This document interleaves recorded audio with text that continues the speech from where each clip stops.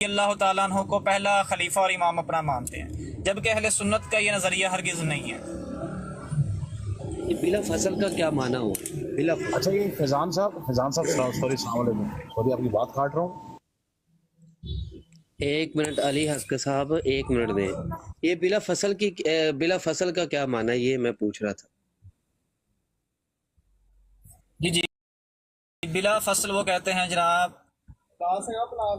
بلا فصل وہ کہتے ہیں کہ حضرت علی جو ہیں رسول اللہ کے بعد بلا فصل خلیفہ ہیں، کہ رسول اللہ نے اپنا خلیفہ جو منتخب کیا ہے وہ حضرت علی کو کیا، اور سرکار کی جس طرح نظام تھا ویسے ہی وہ سارا نظام حضرت علی کے پاس ہے۔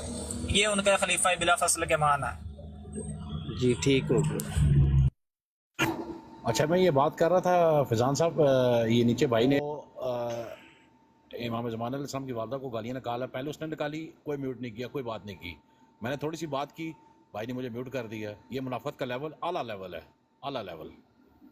نہیں ان کو بھی میں نے میوٹ کیا ہے، آپ تو اوپر آگے نا، تو پھر میں نے ان کو بھی میوٹ کیا ہے 5 منٹ کے لیے، آپ کو 5 منٹ کے لیے اس کو کیا ہے، دونوں کو کیا ہے۔ سر یہ ابھی بھی کمنٹ شو ہو رہے ہیں، اگر میوٹ کیا ہوتا تو کوئی بھی نہ شو ہوتا نا۔ دیکھیں کمنٹ شو ہو رہے ہیں، مجھے تو نہیں شو ہو رہا، ایک شو ہو رہا ہے نرجس نام کے ساتھ ہے، وہ پہلے سے ہے، وہ پہلے سے میسج کیا ہوا ہے، وہ شاید شو ہو رہا ہے، لیکن کے بعد کا نہیں ہے کوئی بھی۔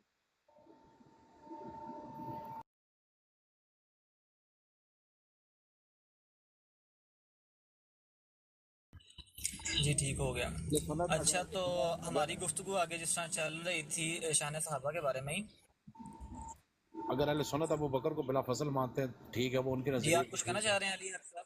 میں یہ کہہ رہا ہوں کہ اگر آپ اہل سنت ابو بکر کو بلا فصل مانتے ہیں تو وہ آپ کی کھیتی کے مطابق ٹھیک ہے، اگر ہم مولا علی سرکار کو بلا فصل مانتے ہیں تو وہ ہمارے لیے ٹھیک ہے، تو پھر بحث کس چیز کی ہے؟ اچھا آپ ذرا ہمیں یہ بتائیے گا کہ خلیفہ بلا فصل سے کیا مراد، اور خلیفہ بلا فصل کہتے کس سے ہیں، اس کی ذرا وضاحت فرما دیں۔ دیکھیے فیضان صاحب یہ لمبی بحثیں ہیں، یہ لمبی چیزیں ہیں، میں آپ کو مختصر بات بتا دیتا ہوں کہ اگر ہم مولا علی کو بلا فصل مانتے ہیں تو اس کی بہت ساری وجوہات ہیں، اس میں نبی صلی اللہ علیہ وآلہ وسلم کی حدیث مبارکہ بھی ہیں، قرآن کی بہت ساری آیت دلالت بھی رکھتی ہیں ان چیزوں کے اوپر۔ سب سے بڑی بات کہ جناب رسول خدا حضرت محمد مصطفیٰ صلی اللہ علیہ وآلہ وسلم کے بعد اگر علم کا کوئی پیکر ہے، اگر علم کا کوئی محور ہے، وہ مولا علی سرکار ہے۔ اس کی سب سے بڑی دلیل کہ مولا علی سرکار نے جو توحید پہ، ہر معاشرے کی ہر چیز پہ جو مولا نے خطبے، آج 14 سال پہلے جو مولا نے علم کے جو دروازے کھولے، جو مولا نے پیشن گوئیاں کی، وہ ابھی بھی ثابت ہو رہی ہیں۔ آپ مجھے کوئی کانکریٹ لیول کا کوئی ایسا خطبہ اپنے 3 خلفاء کا کوئی ایسا بتا دیں جو جنہوں توحید پہ دیا ہو، جو معاشرتی زندگی پہ دیا ہو، جو ڈاکٹریٹ پہ دیا ہو، کسی چیز پہ، کسی بھی شعبے میں دیا ہو، اپنے 3 خلفاء کا کوئی ایسا خطبہ بتا دیں۔ میں مولا علی کا آپ کو ڈھیر سارے خطبے ایسے بتا دوں گا۔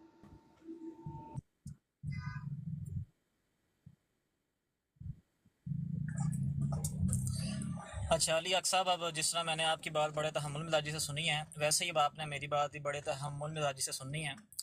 پہلی بات جس طرح آپ نے کی کہ مولا علی کرم اللہ تعالی وجہ الکریم جو ہیں کہ یہ سب سے بڑے عالم جو ہیں، تو ہمارا یہ نظریہ ہرگز نہیں ہے کہ مولا علی کرم اللہ تعالی وجہ الکریم جو ہے وہ سب سے بڑے عالم ہیں امت میں، بلکہ مولا علی کرم اللہ تعالی وجہ الکریم سے بھی بڑے بڑے جو عالم تھے وہ اس امت کے اندر موجود ہیں۔ اور جہاں تک رہ گئی یہ بات من کنتو وہ انا مدینۃ العلم والی بابوہر، آپ نے کہا جی باب علم ہے، تو آپ کو ایک چیز کا پتہ ہونا، اور شہر کا کبھی ایک دروازہ نہیں ہوا، یہ بات غور کیجئے گا۔ اس کی میں کہتا ہوں کہ جب حضرت مسلم بن عقیل جو ہیں وہ کوفہ گئے تو کوفہ کے تمام دروازے ان پر کر دیے گئے تھے، تو اس سے بھی یہ پتہ چلتا ہے کہ شہر کا ایک دروازہ نہیں ہوتا۔ اسی لیے سرکار نے فرمایا انا مدینۃ العلم، کہ میں علم کا شہر ہوں۔ انا حصن العلم نہیں فرمایا کہ میں علم کا قلعہ ہوں۔ قلعے کا ایک دروازہ ضرور ہوتا ہے، لیکن شہر کے دروازے اور بھی ہوتے ہیں۔ یہ رسول اللہ صلی اللہ علیہ وسلم تعالی فضیلت عطا کی کہ اے علی میں علم کا شہر ہوں اور تم اس کے دروازے ہو۔ یعنی کہ اگر کوئی شخص علم سیکھنا چاہتا ہے کہ وہ تمہارے ذریعے بھی داخل ہو سکتا ہے. اب آپ کہیں گے جی آپ نے تخصیص کہاں سے کی، تو میں آپ کو ایک دوسری روایت سناتا ہوں. حضرت نبی پاک علیہ السلام نیٹ ٹھیک نہیں ہے صحابہ آپ کی، کرام کے پاس بیٹھے تھے، آپ کی تو آواز آپ کٹ کو رہی ایک ہے. خواب آیا. آپ نے وہ خواب اپنا بیان فرمایا سرکار نے کہ میں نے دیکھا کہ مجھے ایک دودھ کا پیالہ پیش کیا گیا جو کہ میں نے پی لیا، اور اس کی سیرابی میں نے، اور جو باقی بچ گیا وہ میں نے عمر کو دے دیا. اور صحابہ کرام رضوان اللہ تعالی اجمعین نے یہاں سے اس کی تعبیر یا اس سے مراد علم ہے کہ رسول اللہ صلی اللہ تعالی علیہ وآلہ وسلم کو علم عطا کیا گیا، باقی کا جو بچ گیا وہ حضرت عمر رضی اللہ تعالیٰ عنہ کو عطا کیا گیا. تو یہ سرکار نے ایک فضیلت مولا علی کو دی کہ علی جس طرح میں علم کا شہر ہوں تم بھی اس کے ایک دروازے ہو. جس طرح فیضان بھائی، اب فیضان بات بھائی سن لیں. میری بات سنیں. اب جس طرح کلمہ ہم پڑھتے ہیں کہ لا الہ الا اللہ محمد الرسول اللہ، محمد الرسول اللہ، کہ محمد صلی اللہ علیہ وآلہ وسلم اللہ کے رسول ہیں. اب یہ نہیں کہا گیا کہ محمد صلی اللہ علیہ وآلہ وسلم ہی اللہ کے رسول ہیں. جس طرح اگر یہی مراد لیا جائے کہ علی ہی دروازہ ہیں، تو پھر تو یہاں پر بھی یہ سوال بنتا ہے کہ محمد ہی اللہ کے رسول ہیں. اگر یہی مان لیا جائے تو باقی پچھلے پیغمبروں کی رسالت جو ہے، نبوت جو ہے، وہ تو ختم ہو گئی، تو بندہ کافر ہو گیا. اب یہاں پر یہ بات سمجھنے کے لیے ضروری تھی کہ علی ہی دروازہ نہیں بلکہ علی بھی دروازہ ہے علم کا، اور باقی جو صحاب ہیں وہ بھی علم کے دروازے ہیں. سر یہ تو اور آپ کہہ رہے ہیں نا، امام کے لیے سب سے زیادہ چیز یہ ضروری ہے کہ امام جو ہے وہ علم میں سب سے بڑا ہونا چاہیے. اور میرے آقا کریم علیہ السلام کی زندگی کے اندر 17 نمازیں حضرت ابوبکر صدیق رضی اللہ تعالیٰ عنہ نے پڑھائی ہیں. رسول اللہ نے خود فرمایا کہ مروز کے ابوبکر. تو یہاں سے یہ پتہ چلتا ہے کہ آپ نے جو استدلال کیا وہ استدلال غلط کیا ہے، اور جو اہل سنت کا نظریہ ہے وہ نظریہ بالکل حق پر ہے. فیضان صاحب میری بھی سن لیں، 2 منٹ میری بات سن لیں. آپ نے یہ بات کی کہ جو دودھ پیا وہ سارے صحابہ نے پیا تو وہ بظاہر وہ علم تھا. تو اگر یہ بات کریں گے تو جناب مولا علی مشکل کشا علیہ السلام نے پیدا ہوتے ساتھ اپنی ماں کا شیر نہیں پیا، سب سے پہلے نبی کی زبان چوسی. اب آپ کیا کریں گے؟ یہاں پہ کیا فتویٰ لگائیں گے آپ؟ پہلی بات. دوسری بات، آپ نے یہ کہا کہ علم کے شہر کے اور بھی دروازے ہوتے ہیں. یہ تو سر آپ کا استدلال ہے نا. نبی نے ایسا تو کچھ نہیں کہا. نبی نے فقط یہ بات کی کہ میں علم کا شہر ہوں، علی اس کا در ہے. ٹھیک ہو گیا. اگر یہ بات کی ہوتی تو نبی آگے بھی بات فرماتے، پر نبی کا نہیں. نبی نے کہا میں علم کا شہر ہوں، علی اس کا در ہے، آؤ تو اس در سے آؤ. پہلی بات. دوسری بات، آپ نے جو بڑی عجیب بات کی سر، آپ نے بہت ہی عجیب بات کی کہ جو جھوٹا دودھ پیے وہ علم ہوتا ہے. تو سر میں آپ سے یہ اس چیز کی دلیل مانگ رہا ہوں کہ اپنے 3 خلفاء یا امیر شام کا جس کو آپ مانتے ہیں، مجھے کوئی ایسا خطبہ توحید کا بتا دیں. جس طرح مولا علی نے توحید کے خطبے دیے ہیں، مجھے پلیز کائنڈلی خطبہ ایسا بتا دیں جو آج کے دور میں نافذ ہوتا ہو. جس طرح مولا علی نہج البلاغہ میں 1400 سال پہلے انہوں نے جو پیشن گوئیاں کی، ابھی بھی نہج البلاغہ میں وہ موجود ہے اور وہ ہو بھی رہی ہیں.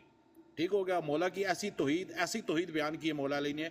آپ مجھے کوئی خلفاء کی کوئی ایسی توحید کا خطبہ بتا دیں، کوئی کتاب بتا دیں جس میں توحید، صرف فقط توحید کا خطبہ دیا ہو، توحید بیان کی ہو.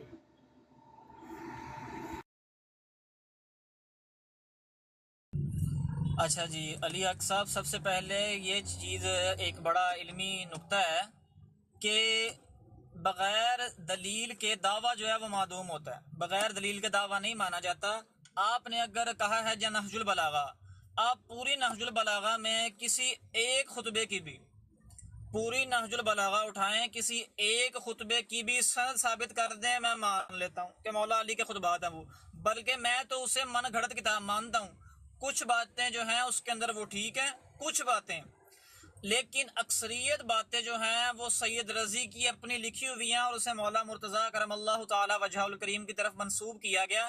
آپ نہج البلاغہ کا کوئی ایک خطبہ لائیں اور اس کی سند ثابت کر دیں، میں آپ کی بات مان لوں گا. تو سر میں یہ دعویٰ کروں، آپ کی جو صحیح بخاری مسلم ہے اس میں جو حدیثیں آئی ہوئی ان کو شیخین نے صحیح بولا ہوا ہے. آپ ان شیخین کی حدیثوں کو مانتے ہیں ساری؟ مجھے پلیز ہاں یا نہ میں جواب دیجیے. امام دار قطنی رحمۃ اللہ علیہ نے بخاری و مسلم کی کم و بیش 200 روایات کے اوپر کلام کیا ہوا ہے. اس بات کو ذرا غور کیجیے گا. اب شیخین نے جو صحیح کہا ہے روایات کو، وہ انہوں نے اپنے اصول کے مطابق کہا ہے، نہ کہ وہ آپ جو مانتے ہیں اصول ہے وہ تمام محدثین کے ہاں قابل قبول ہے، کچھ نے اس کی جو ہے وہ آگے جرا بھی کی ہوئی ہے۔ لیکن آپ نے کہا ہے مولا علی کے خطبات نہج البلاغہ، تو نہج البلاغہ میں کسی ایک خطبے کی آپ سند ثابت کر دیں، میں آپ کی بات مان لوں گا۔ چلیں آپ اہل سنت کی بکس کو اون کرتے ہیں؟ جی بالکل، اہل سنت کی کتب کے اندر جو بات صحیح سند کے ساتھ موجود ہے میں اس کو اون کرتا ہوں۔ ابن جوزی کو کیا مانتے ہیں آپ؟ کس کی بات کی آپ نے؟ ابن جوزی کی۔ آپ ان کی بات کریں، خطبہ لائیں سند کے ساتھ، میں مان لوں گا ان کی بات۔ ان کی آپ نے شاید بک پڑھی بھی ہو یا نہ پڑھی ہو، میں آپ کو بتا دوں نور الثقلین کتاب ہے، آپ پلیز اس کو ضرور تھوڑا سا پڑھیے گا۔ ادھر ادھر کیوں جاتے ہیں؟ ادھر ابن جوزی وہ نور الثقلین پڑھیں، وہ یہ کریں، وہ کہہ رہے ہیں کہ بھئی صحیح سند کے ساتھ جو شیخین کی یار کتب میں یا نے ان کا یہ سوال قول آپ بھی سے ہے کیا، جو آپ نے صحیح مجھے تو سند کے جواب ساتھ ہے۔ اور بھائی میری بات سنو، اہل سنت کا منہج جو ہے وہ صحیح سند کے ساتھ ہے، اس منہج کے اوپر ہمارا اہل سنت کا منہج جو ہے وہ رہتا ہے۔ تو لیکن آپ کا جو منہج ہے وہ تو آپ کا من گھڑتا ہے، وہ ثابت کر رہے ہیں کہ آپ کا جو نہج البلاغہ کا جو خطبات ہیں وہ سارے من گھڑتے ہیں۔ کہنے سے تو میں بھی آپ کو کہہ دوں، آپ کا سارا اہل سنت جو ہے نا، سنیت کا تو کہیں تصور ہی نہیں ہے۔ شیعہ کا ذکر تو صرف میں کہوں نہیں کہ آپ بتائے نا، وہ دلیل دینا کہ من گھڑتا ہے، اور اگر من گھڑت ہو اور اس کو محدثین نے بس من سر گھڑت آپ نہ کا اگر کہا اہل ہو سنت کا، تو پھر میری آپ بات کہیں سنیں، میری میری بات بات سنو، سنیں۔ میری بات سنیں نا بھائی، اگر تو من گھڑتا ہے آپ کے نزدیک اور واقعی اگر ایسا ہی ہو اور محدثین نے اس کو نہ بیان کیا ہو کہ واقعی من گھڑتا ہے، تو پھر تو ہم قصوروار ہیں کہ بھئی من گھڑت کو مانی جا رہے ہیں، اور ہمارا تو اصول ہی صحیح پر ہے۔ جی فیضان بھائی، تو آپ کہہ رہے ہیں، یہ تو آپ کہہ رہے ہیں کہ آپ کا، اب میں بھی کہوں کہ میں بھی اچھا میرا علی صاحب، میری عرض سنیے گا، دیکھیں کہ آپ اخباری شیعہ ہیں کہ اصولی شیعہ، ذرا اس بات کی وضاحت کر دیں۔ میں اصولی شیعہ ہوں۔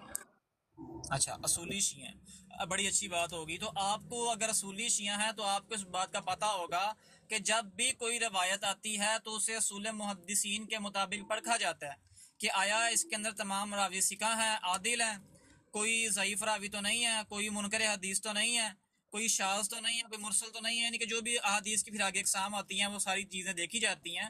تو آپ کو پتہ ہونا چاہیے کہ جب بھی کسی چیز سے اگر کوئی عقیدہ وغیرہ بنایا جاتا ہے یا کوئی نتیجہ خاص کیا جاتا ہے، اس کی سند جو ہے وہ صحیح ہونا ضروری ہے۔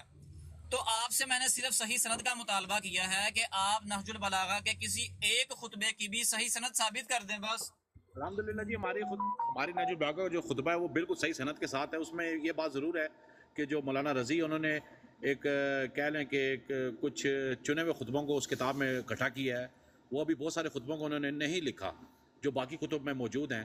اس میں کوئی بڑی بات نہیں ہے۔ جس طرح فور ایگزامپل بات کر رہا ہوں کہ جس طرح آپ نے کہا جی اس حدیث کو ہمارے فقہ میں، ہمارے اہل سنت میں حدیث کو پرکھا جاتا ہے، مورخین کو پرکھا جاتا ہے، پتہ نہیں کیا پرکھا جاتا ہے۔ بہرحال آپ کو میں نے سمپل ایک بات کی کہ جو احادیث آپ کی صحیح بخاری اور جو صحیح مسلم آپ کے شیخین نے اس کو ان کتابوں میں لکھا ہے اور جو مطلب صحیح ہیں، آپ ان کو اون کرتے ہیں؟ میں نے صرف آپ سے یہ سوال کیا ہے۔ جی بالکل، میں عرض کر رہا ہوں کہ جو صحیح اسناد کے ساتھ اہل سنت کے ماخذ کے اندر کی کتب موجود ہیں ہم ان کو مانتے ہیں، اس کے اندر تو بات ہی کوئی نہیں۔ اور جہاں تک آپ نے کہا سید رضی کی بات کی، تو آپ سید رضی کا سن ولادت بھی بتا دیں، اور جس خطبے کو آپ صحیح کہہ رہے ہیں اس کی سند وہاں سے صرف سند دکھا دیں۔ میں صحیح غلط کی بات نہیں کر رہا، صحیح ضعیف شاذ منکر یا حسن لذاتی حسن لغیرہ، میں ان کی بھی بات ہی نہیں کر رہا، صرف میں فیضان یہ صاحب کہہ رہا ہوں کہ آپ آپ اس ڈنڈی کی مار رہے سند ہیں، دکھا دیں آپ خطبے کی۔ فیضان صاحب آپ ڈنڈی مار رہے ہیں۔ میں نے آپ سے ایک سوال یہ کیا تھا کہ اپنے شیخین کا کوئی توحید و خطبہ بتا دیں، آپ نے مجھ سے سنتیں مانگنا شروع کر دی اپنے مولا علی سرکار سند کی۔ آپ دکھا سکتے ہیں، ٹھیک ہے صحیح سند آپ دکھا سکتے ہیں نہج البلاغہ کے خطبات کی؟ جناب میری بات سنیں، علم کے شہر کو چیلنج نہیں کیا جاتا، علم کے شہر کی سنتیں نہیں مانگی سند جاتی۔ دکھائے نا، من ٹھیک ہے، گھڑتا وہ کہہ تو رہے ہیں کہ من آپ گھڑت بنائے ہیں میری آپ نے۔ بات سنیں نا، آپ اپنے شیخین کی یہ جو کوئی بھی دعویٰ ہے نا آپ کا، اس توحید کا دعوے کے اوپر دلیل بھی دینا سن کہ یہ لینا کہ مولا علی رضی تعالیٰ عنہ کے ہی خطبات ہے، اس پہ دلیل دیں، سند دکھائیں آپ۔ میری بات مکمل ہونے دیں، میں نے پہلے آپ سے یہ سوال، میری بات سنیں نا، بات آپ مکمل اب آپ کرتے نہیں بھاگ نا، رہے ہیں، وہ آپ اب پتہ آپ کیا بھاگ کرتے رہے ہیں ہیں؟ یہاں سے، آپ آپ کا بھاگ رہے ہیں اصول یہاں سے۔ یہ ہے کہ بھائی میرے اوپر بات آئے نا تو جلدی جلدی جو ہے نا وہ اگلے کی گراؤنڈ میں چلے جاؤ، میں اپنی گراؤنڈ میں نہیں کھیلنے دینا، میں اپنی بات پہ نہیں آنے دینا، آپ نے سند دکھانی نہیں ہے۔ ٹھیک ہے، اور آپ نے جو ایک اصول دیا کہ علم علم، تو آپ کو انہوں نے سیدنا صدیق اکبر رضی تعالیٰ عنہ کا نماز پڑھانا، امام بننا، اور امام کے لیے آپ کو پتہ شرائط کیا ہوتی ہیں؟ یہ ان علم کا شرائط کے وہ ہے، ان یہ علم کا شرائط وہ کے ہے، اوپر یہ ایک علم منٹ بات کا سنیں بھائی، ایک منٹ بات سنیں، اب ان مجھے شرائط کے اوپر امام کا کری جائیں آپ کھڑے مانی ہونا اور ان کے پیچھے مقتدی ہونا، تو امام کی شرائط یہ میں علم کی یہ کیا دلیل ہے، کیا چیزیں شامل ہیں آپ کو یہ علم پتہ کی ہے نا؟ دلیل ہے نماز تو پڑھانا سیدنا صدیق، ایک منٹ بات سنیں، سیدنا صدیق اکبر رضی تعالیٰ عنہ نے نمازیں پڑھائی، پھر اور بھی ہمارے پاس ایک نہیں، یہ اور بھی ہمارے پاس دلائل موجود ہیں کہ سیدنا صدیق اکبر رضی تعالیٰ عنہ بلا فصل خلیفہ ہیں، ٹھیک ہے، لیکن آپ نے تو وہ اپنے طرف سے من گھڑت بنا ہوا ہے۔ یہ تو آپ کہہ رہے ہیں، ہم نہیں مانتے اس چیز کو، تو نماز پڑھانا آپ علم کی کیسے دلیل بھائی، ہے۔ میری بات سنو نا، پھر آپ دلیل دیں کہ جو امام بنے ہیں وہ مولا علی پہلی نماز رضی کس نے تعالیٰ پڑھی عنہ۔ ہے؟ پہلی نماز کس نے پڑھی ہے؟ جی فیضان بھائی آ جائیں، کیونکہ بات خلیفہ پہ ہو رہی ہے تو پھر اسی پر رہے۔ نہیں، اگر آپ کہہ رہے ہیں نماز پڑھانا دلیل ہے علم کی، تو پہلی نماز کس نے پڑھی ہے؟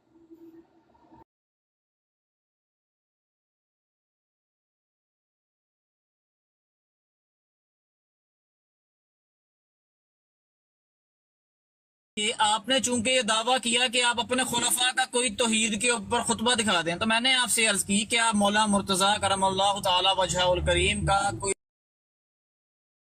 نہج البلاغہ سے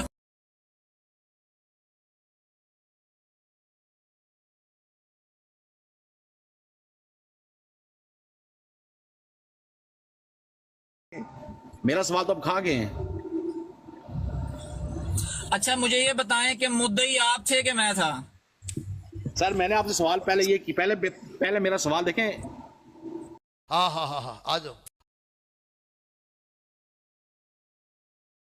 اپنے تین خلفاء کی کوئی توحید تو خطبہ بتا دیں، بس بات ختم۔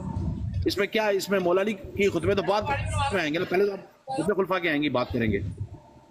میں نے تو بات صرف آپ سے یہ کی ہے۔ میں آپ کو بفضل ہی تعالی خطبہ دکھا کر جاؤں گا، بلکہ خطبہ یہاں پر سنا کر جاؤں گا انشاءاللہ عز و جل۔ لیکن آپ نے چونکہ یہ دعویٰ کیا کہ مولا مرتضیٰ کے توحید کے اوپر خطبے موجود ہیں اور نہج البلاغہ بڑی بڑی ہے خطبہ سے، آپ نے دعویٰ یہ کیا، تو چونکہ آپ کو بچائیے کہ اپنے دعوے کے اوپر دلیل تو پیش کریں۔ سر میں دلیل بات میں کروں گا، البینۃ پہلے آپ سے علی میں نے سوال المدعی، کیا، دلیل پہلے ہمیشہ مدعی دیتا ہے، تو چونکہ اب پہلے آپ سوال میں نے مدعی آپ سے ہیں کیا۔ تو آپ کا یہ کام بنتا ہے کہ آپ اپنے دعوے کے اوپر دلیل لائیں، صرف سند دکھا دیں، صرف سند دکھا دیں، یہ میں آپ کو آسانی دے رہا ہوں۔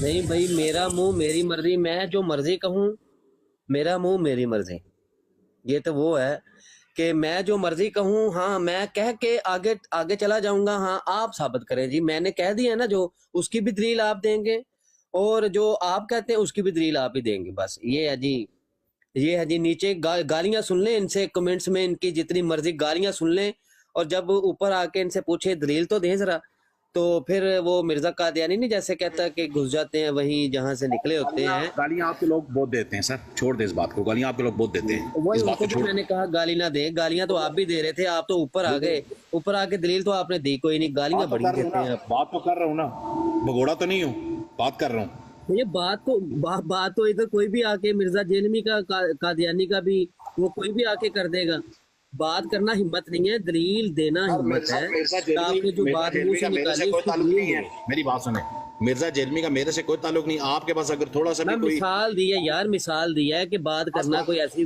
بات کر لینی ہمت نہیں ہوتی، بات کر لینا ہمت نہیں ہوتی زیادہ، اپنے دعویٰ کے اوپر دلیل دینی ہے، مدعی بنتا ہے بندہ تو پھر دعویٰ بھی دے۔ آپ جا کے ان کو جواب دیں، ان سے کریں، وہ بیٹھے ہوئے ہیں، اسی لیے بیٹھے، آپ لوگوں کے لیے بیٹھے بس یہی کچھ ہے۔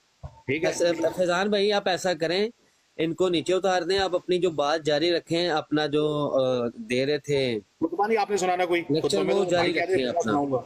خطبہ سناؤں گا۔ اچھا میں نا انہیں جاتے جاتے نیچے اتارتے نا عثمان بھائی، حضرت ابوبکر صدیق رضی اللہ تعالیٰ عنہ کا خطبہ جو آپ نے نبی پاک علیہ السلام کی وصال ظہری کا وقت دیا کہ من کان یعبد محمدن فإن محمدن قد مات، اگر تم میں سے کوئی شخص حضرت محمد صلی اللہ علیہ وسلم کی عبادت کرتا تھا تو سمجھ لو کہ آقا کریم علیہ السلام وصال فرما گئے، اور اگر تم میں سے کوئی شخص اللہ عز و جل کی عبادت کرتا تھا تو سمجھ لو کہ اللہ عز و جل کو کبھی موت نہیں آئے گی۔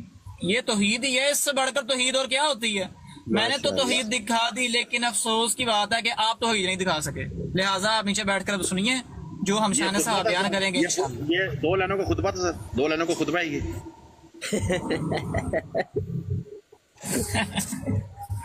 یہ کر لو بات عثمان بھائی، دیکھ لیں۔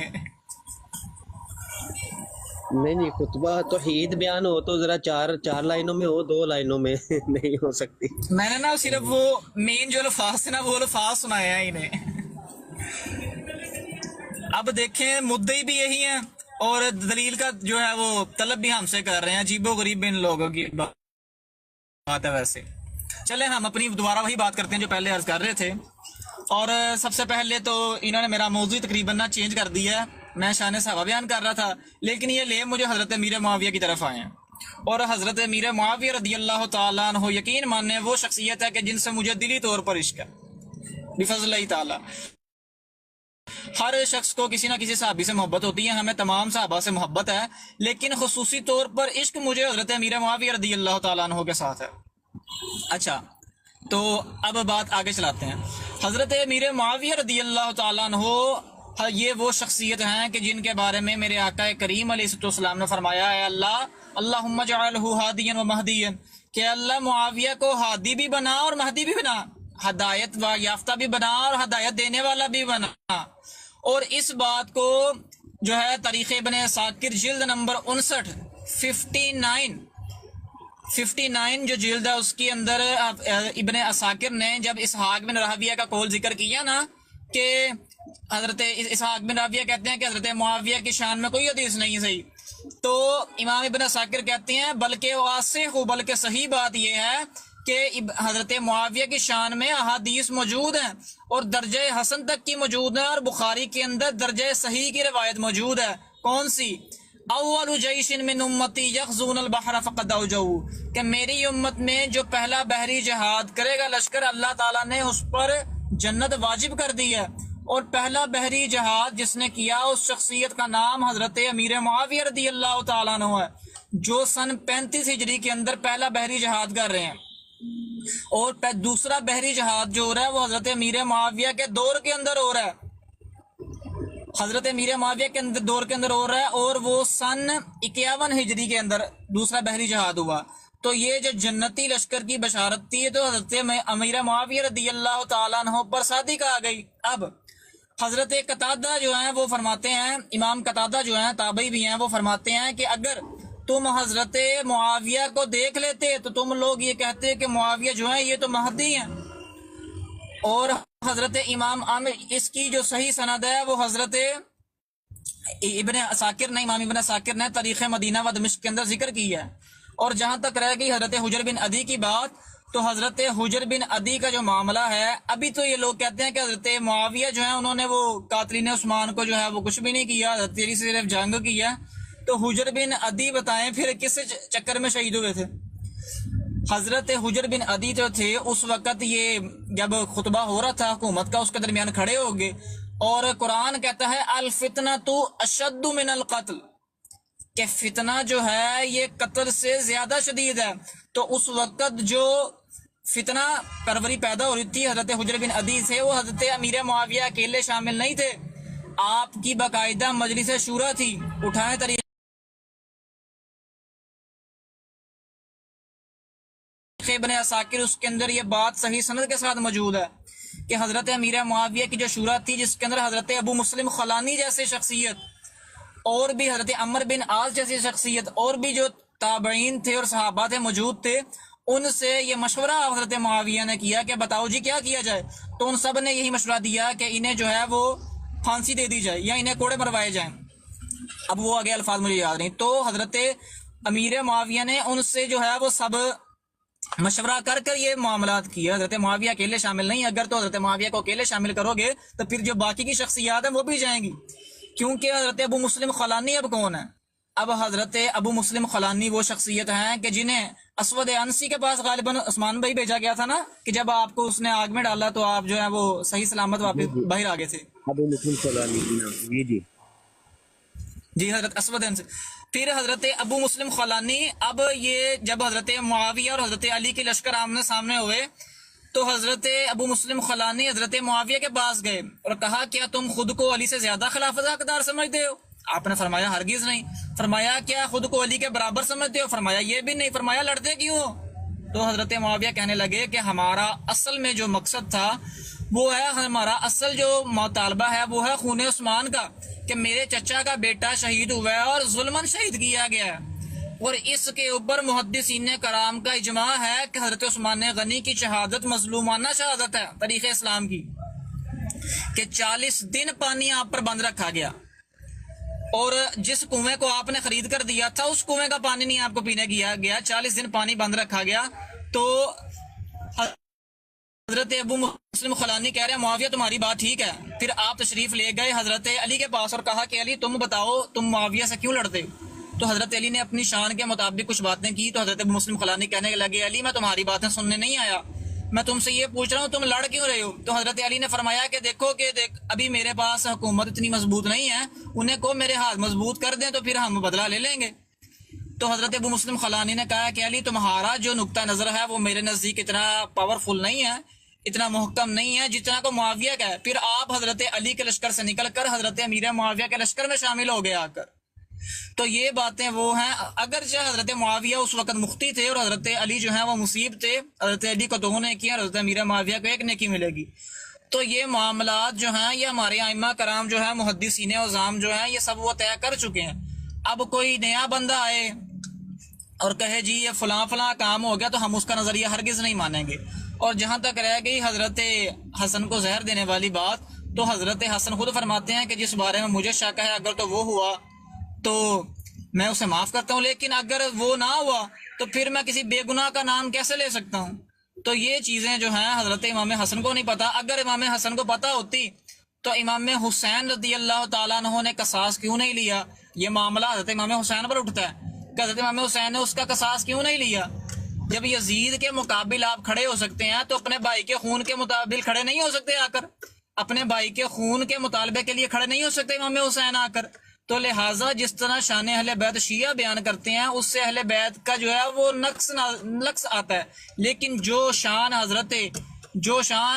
اہل سنت بیان کرتے ہیں اس کے اندر اہل سنت جو امام حسن و حسین ہیں یا باقی جو ائمہ کرام ہیں اس سے ان کی شان جو ہے وہ بڑھتی ہوئی نظر آتی ہے، اور اس سے ان کی شان جو ہے وہ افضل و اعلیٰ نظر آتی ہے، جبکہ شیعہ جو شان بیان کرتے ہیں اس سے صحابہ کرام کی تنقیص لازم آتی ہے، جو کہ اہل سنت کا ہرگز نظریہ نہیں ہے۔ جی قاسم بھائی السلام علیکم، راجب بھائی السلام علیکم۔ وعلیکم السلام ورحمۃ اللہ وبرکاتہ۔ ماشاءاللہ آپ نے بڑا اچھا بیان کیا۔ ایک کھٹمل تو جو ہے روتے رہیں گے، اصل میں ان کو وہ جس طرح بابا ساکھ تھا نا بولتا ہوتا تھا، ان کا قصور نہیں، ان کو بیچاروں کو پتہ ہی نہیں کچھ، ان میں نا زہر بھری ہوئی ہے صرف۔ اچھا قاسم بھائی وہ کہہ رہا جی عمر کا قصاص عثمان نے نہیں لیا، اور بھائی حضرت عمر کا قصاص ان کے اپنے بیٹے عبداللہ ابن عمر نے لے لیا تھا، جس سے قصاص لیا نا، آج بھی تم لوگ اس کا وہ مندر بنا کر وہاں ایران میں پوج رہے ہو، ابو لولو فیروز، حضرت عبداللہ ابن عمر نے اس کا قصاص لیا تھا۔ تھوڑا سا اگر تاریخ سے تھوڑا سا شغف ہو یا تھوڑی سی کتابیں پڑھی ہو نا، آپ یہ بے وقوفانہ سوال ہی نہ کرو۔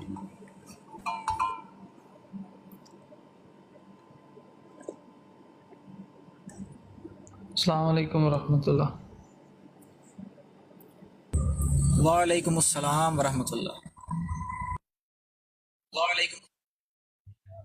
اچھا یہ آگے بات کر رہا تھا توحید کی نا، کہ 2 لائنوں میں توحید، تو پھر کلمہ جو ہے، کلمہ شریف جو ہے اس میں تو لا الہ الا اللہ ہے، صرف 4 لفظ ہیں، تو کیا اس کا مطلب یہ ہے کہ پھر کلمہ بھی جو ہے وہ کوئی ایک کتاب کے برابر ہونا چاہیے تھا، یا کوئی اس طرح سے 10 صفحوں کا یا 20 صفحوں کا ہونا چاہیے تھا؟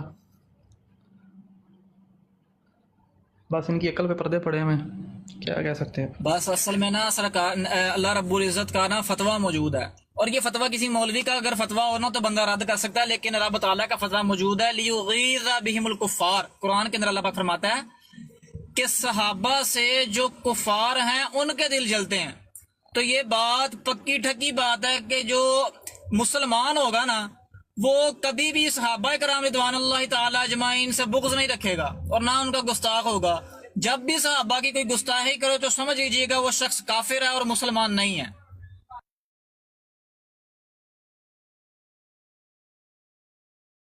نہیں وہ دوسرا فیضان بھائی وہ جو سورہ الفتح کی آیت نمبر 51 ہے میرے خیال میں، وہ جا کے پڑھ لیں شیعہ، وہ تو انہوں نے پڑھنی نہیں ہے نا جا کے، اور صرف بکواس پہ بکواس ہی انہوں نے سورہ فتح جو ہے وہ 29 نہیں 51 نمبر آئے تھے میرے خیال میں نہ نکالتا ہوں اچھا قاسم بھائی اب مجھے اجازت دیں، آج نا فرسٹ ٹائم لگائی ہے بروڈ، تو باقی انشاءاللہ ایکسپیرینس بھی ہوتا رہے گا، تو اجازت دیں پھر انشاءاللہ شام کو بولا سبائی کی ملاقات ہوگی۔ ٹھیک ہے، السلام علیکم۔ اوے مولوی اپنی برار لگا۔